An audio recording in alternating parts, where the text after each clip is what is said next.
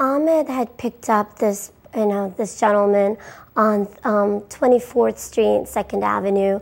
The ride started out very friendly. This is a young kid, about 21. Said "Assalamu alaikum," and he got into the cab. Started asking him questions. Where are you from? How long have you been here? Then he said, "Are you fasting for Ramadan?" And Ahmed said yes. And then the conversation changed, and he started really mocking Ramadan, what it must be like to fast, all the things you cannot do during Ramadan. And at that point, Ahmed stopped talking to him and was concentrating on driving. And, he became quiet in the back seat as well.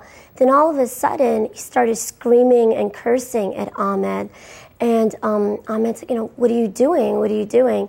Then before he knew it, he said to him, "Assalamu alaikum, consider this a checkpoint. I'm bringing Abdullah to the checkpoint." And he took the knife out, he slashed Ahmed, started to slash him across the neck, and it was halfway across the neck, and then slashed him on the face, right above his lip, and on his arm, which is like the biggest gash, and also on Ahmed's finger. So imagine he's like this, fighting off this guy. He's got his left hand on the steering wheel, and he's got his right hand trying to defend himself. And then Michael Enright jumped out. He kept walking northbound. Ahmed kept going northbound, screaming for help. Nobody stopped to help him. And by the time you saw him in the hospital, what shape was he in?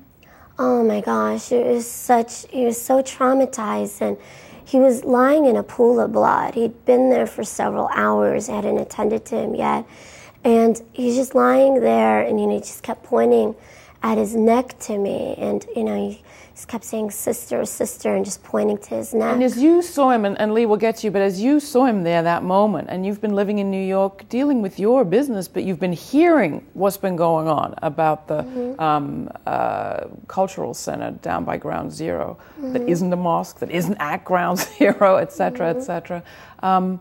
What did you think in that moment? Our immediate, a crowd of drivers, his friends, had gathered around the hospital, and every single one of us, without saying a word to each other, instantly knew this was because of the environment from the so-called debate around the Islamic Center.